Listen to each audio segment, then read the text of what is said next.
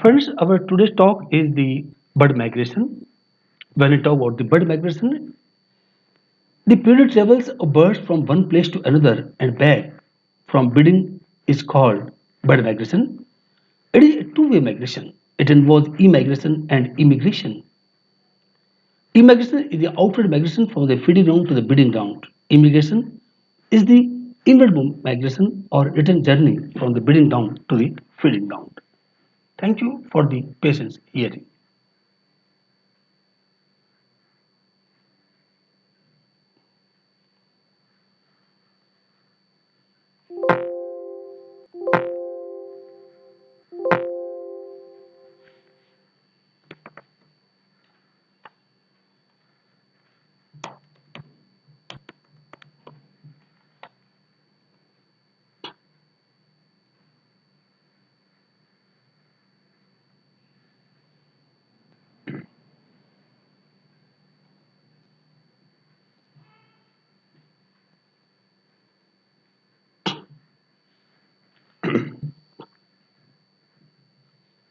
When we talk about the bird migration, you can see we can define it is of two kinds, that is immigration and immigration.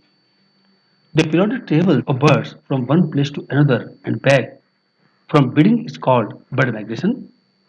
It is a two-way migration. It involves immigration and the immigration.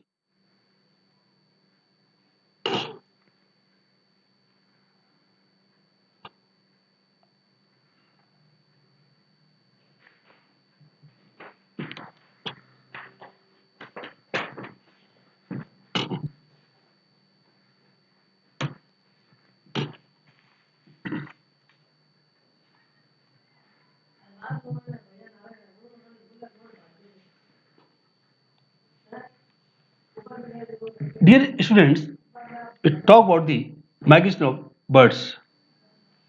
When we talk about the bird migration, you can see the periodic traveling of birds from one place to another and back is called bird migration. It is a two-way migration. It involves immigration and immigration. Immigration is the outward migration from the breeding ground to the feeding ground to the breeding ground. Immigration is the inward migration or return journey from the breeding ground to the feeding ground. We can see what kind of the migratory birds are there. We can see the swift, the golden plover, sparrow, hummingbird, robin, paradise flycatcher, oriole, grey-lag goose, etc. Now, the purpose of bird migration. Why bird migrate? Birds migrate for the following purposes. Maybe due to the breeding, feeding, for getting suitable climatic condition. What are the causes of bird migration? Causes are the ripening of gonads, instinct, the scarcity of food, the shortness of the daylight, fall in temperature. These may be the causes of bird migration. What is the speed of migration? The average speed of migration is 30 to 50 miles per hour. However, some birds like swifts are capable of flying at a speed of 200 miles per hour. What is the distance of migration? Birds travel thousands of miles to reach their destination. Stallions of Berlin, Germany, travel about 2,000 kilometers. Men's Shervier, a seabird, travels about 39 to 50 kilometers across Atlantic oceans from Boston to the west coast of England. The golden plover of North America migrates from its winter home in the Hawaii Island to its breeding place in the northern Canada. Then, what are the types of migration? One is the altitudinal migration. The migration of birds from mountains tops to the valley is called altitudinal migration. It is done by mountain birds. Second is the latitudinal migration.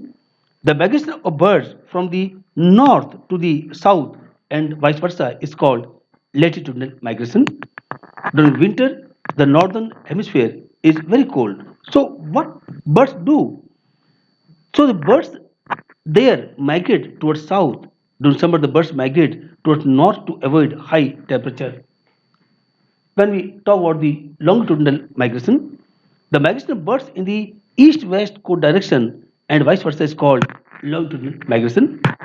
As the name reveals, the total migration here, when all the members of a species living in a particular area participates in the migration, it is called total migration. Then the partial migration, we can see when only a few members of the species take part in migration, it is called partial migration. Then what is the diurnal migration? The migration of birds during daytime is called diurnal migration. The nocturnal, certain small birds, they migrate only during the night time. This is called nocturnal migration. Then the daily migration, certain birds like crows, gulls, etc., fly away from their nest in the early morning and return to the same nest in the evening. This is called daily migration. And last one is the seasonal migration. Some birds migrate regularly at a different season in every year. This is called seasonal migration. For example, swifts, swallows, nightingales, cuckoos, etc. These migrate from the south to the north in summer.